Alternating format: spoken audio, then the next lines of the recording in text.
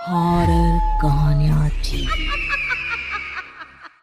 खून की प्यास पार्ट 2। और उसके बाद वो जंगल एक बार फिर से सुमन की चीखों से गूंज उठा। लेकिन आज की रात सुमन की चीखों को सुनने वाला वहां पर कोई भी नहीं था। अगर वहां पर कोई मौजूद था तो बस हरिया, जो कि अब एक भेड़िए में बदल चुका था। सुमन के बालों को पकड़कर घसीटते हुए वो जंगल के बीचों बीच एक जगह पर ले जा रहा था। अगली सुबह गांव में। अरे भाई, पता नहीं क्या बात है, अपने गांव का हरिया किसान और उसकी पत्नी सुमन दोनों गायब हैं। दोनों का कोई अता पता नहीं। अरे कैसी बातें कर रहे हो भाई, ये कब हुआ है? अरे पूरे गांव में खबर फैली पड़ी है। कल रात को दोनों खेत की तरफ जा रहे थे, लेकिन लौटकर आए ही नहीं। तो हो सकता है अपने खेत पर होंगे। पूरा गांव ढूंढ कर आया है भाई। जानते हो क्या मिला वहां पर? क्या हुआ भाई? क्या मिला? बताओ हमें, क्या मिला? अरे हरिया की पत्नी सुमन के कपड़े पड़े हुए थे। शरीर का एक एक कपड़ा फटा हुआ झोपड़ी के बाहर पड़ा था, लेकिन दोनों पति पत्नी का कोई पता ठिकाना नहीं था। अरे भाई, लेकिन उसका जो दोस्त है ना रामू किसान, उससे पता करके आते हैं ना। अब तक तो दोनों साथ ही खेत पर जाया करते थे। हाँ, हमें उसके घर जाना चाहिए भाई। चलो वहाँ चलते हैं, चलो। वो सारे लोग रामू के घर पर पहुंचते हैं। रामू अपने घर के बाहर बैठकर हुक्का पी रहा था। आज सारे के सारे लोग टोली बनाकर मेरे घर क्यों आ रहे हैं? क्या कोई मर गया क्या भाई? अरे कैसी बातें कर रहे हो? तुम्हारा सबसे अच्छा दोस्त हरिया और उसकी पत्नी गायब है, और तुम यहाँ बैठकर हुक्का पिए जा रहे हो हैं?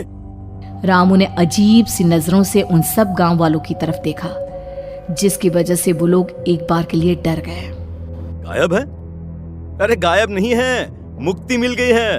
उन दोनों को मुक्ति मिली है। इस दुनिया में आकर हर इंसान पाप करता है, और उसे उसके पापों के लिए मुक्ति मिलना बहुत जरूरी है।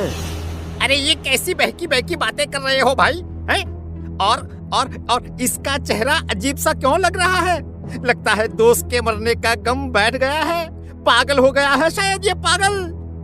ये बात सुनते ही रामू चीख कर जोर से चिल्लाते हुए कहता है, पागल मैं नहीं हूँ, पागल तुम सब हो।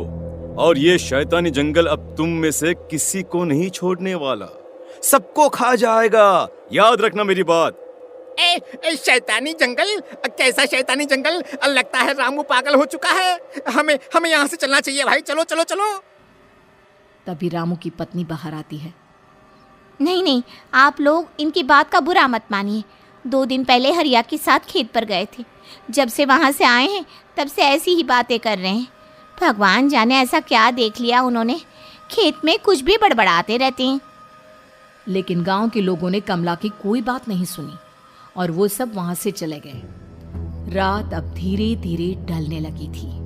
तभी अचानक किसी ने धीमी सी आवाज में रामू को पुकारा। रामू, आ जाओ, मैं तुम्हारा इंतजार कर रहा हूँ। और सुनो, अपनी पत्नी को साथ लेकर आना, नहीं तो काम अधूरा रह जाएगा। ये आवाज सुनते ही रामू के चेहरे पर शैतानी मुस्कुराहट आ जाती है। वो धीमे कदमों से अपने घर के अंदर आता है। क्या हुआ? तबीयत ठीक है ना अब आपकी? मैं तुझे अपने साथ खेत पर ले जाने आया हूँ, चल। मैं तुम्हारे साथ कहीं नहीं जाने वाली। मुन्ना गहरी नींद में सो रहा है, और उसे अकेला छोड़कर मैं तुम्हारे साथ खेत पर नहीं आ सकती। वैसे भी तुम्हारे उन खेतों में भगवान जाने कौन सा राक्षस घूम रहा है, मुझे तो डर लगता है। रामू गुस्से में दांत पीसता अपनी झोपड़ी से बाहर आ जाता है, और कमला गहरी नींद में अपने बच्चे के साथ सो जाती है। तभी अचानक रात को रामू की झोपड़ी के ऊपर एक साया वही गाना गुनगुनाते हुए घूमने लगता है, जो हरिया के मोबाइल में बजा करता था। मैं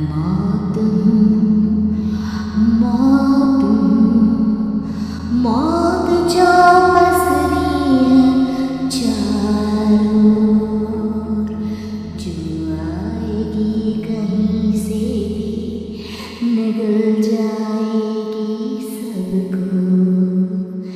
मैं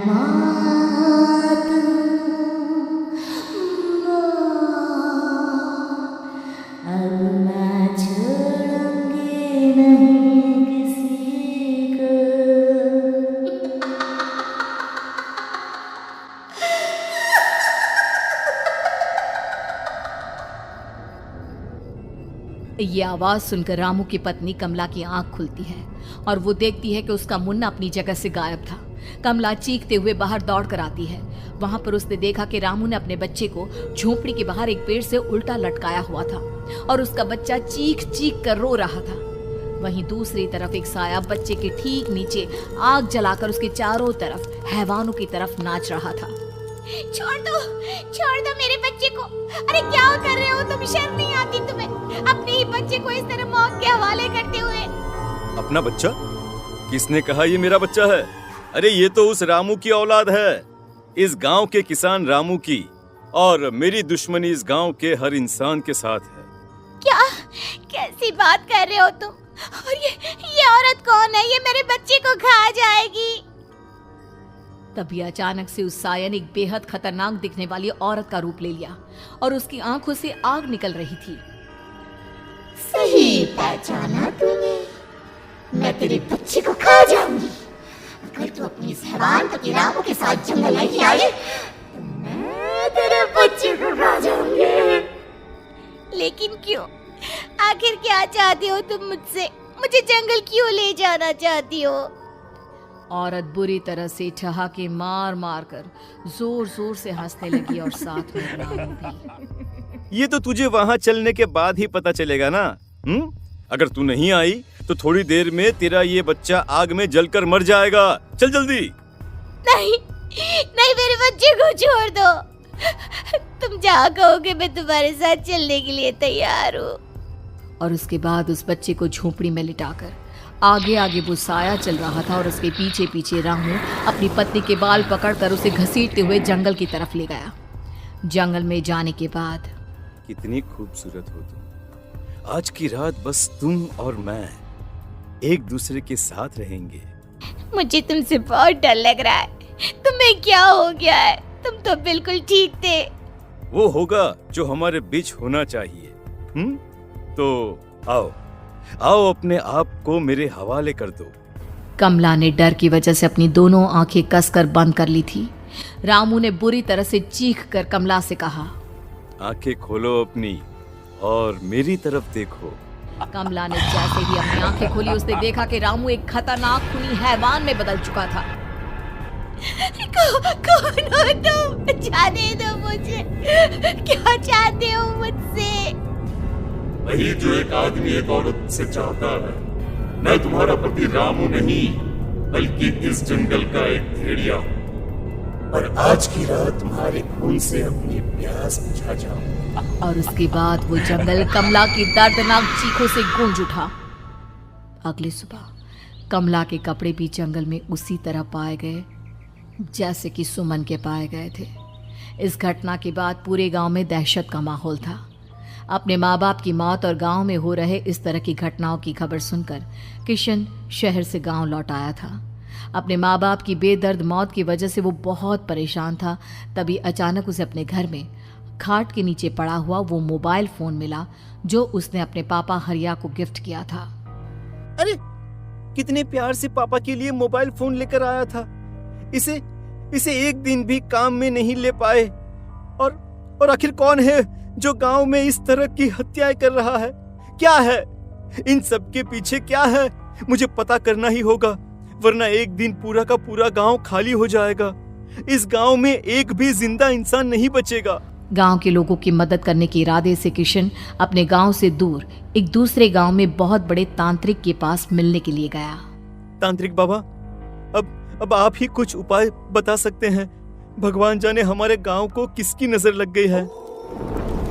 नजर नहीं लगी है, किसी ने तुम्हारे गांव को बद्दुआ दी है।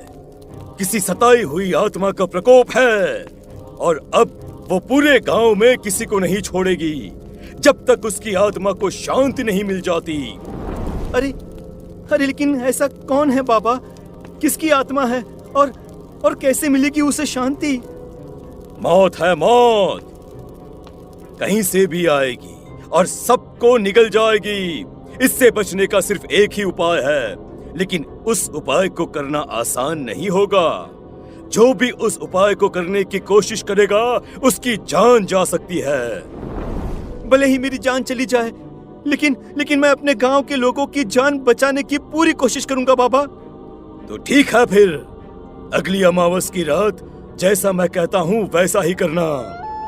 अमावस की रात तांत्रिक के बताए अनुसार किशन अपने साथ केरोसिन लेकर जंगल की तरफ चल पड़ा। उसके हाथ में देवी के मंदिर का सिंदूर भी था। किशन जंगल के बीचों बीच पहुंचा। ये देखकर उसकी आंखें फटी की फटी रह गई। वहां एक उबलते पानी का तालाब था और कई लोगों की लाश लटक रही थी। किशन के माँ बाप की लाश भी वहीं थी। माँ, बापू, क्या हो गया? ये क्या हो गया? तभी वहां पर एक औरत और आदमी आते हैं। उन्हें देखकर किशन चौंक जाता है। गोपाल काका, आपकी तो 5 साल पहले मौत हो गई थी। और निर्मला काकी, आप? हाँ, मौत तो हो गई थी, लेकिन तुम ये नहीं जानते कि हमारी मौत कैसे हुई थी। क्या कहना चाहते हैं आप? कुछ नहीं, बस ये जान लो कि अब इस गांव में कोई जिंदा नहीं बचेगा। लेकिन क्यों काकी? क्योंकि 5 साल पहले इन गांव वालों ने मुझे डायन बताकर पत्थर मार मार के मार डाला। मेरी कोई गलती नहीं थी। गांव का एक बच्चा क्या लापता हुआ, सारा इल्जाम मेरी पत्नी पे डाल दिया। और जब मैंने निर्मला की जान बचाने की कोशिश की तो मुझे भी मार डाला। आपके साथ ये बहुत गलत हुआ काकी, लेकिन आप जो कर रहे हैं वो भी सही नहीं है ना? तुम यहाँ से चले जाओ, वरना तुम भी नहीं बचोगे। हमारी आत्मा पिछले 5 साल से मुक्ति के लिए भटक रही है। चले जाओ यहाँ से। मौका देखकर किशन सिंदूर उन दोनों के ऊपर डाल देता है। उनका शरीर जलने लगता है और वो भयानक तरीके से चिल्लाने लगते हैं। अगले ही पल किशन उनके ऊपर केरोसिन डाल देता है और वो दोनों जल जाते हैं। किशन अपने माँ बाप और दूसरी लाशों का अंतिम संस्कार करवाता है और अपने घर लौट आता है। लेकिन वो अभी भी इस बात से अनजान है कि मोबाइल अभी भी बज रहा था। मैं मौत हूँ, मौत।